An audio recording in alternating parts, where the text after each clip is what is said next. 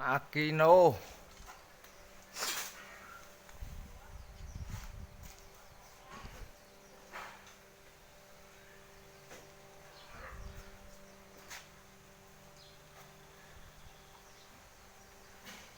Trắng hoa cau dãy trâu nhớ mẹ.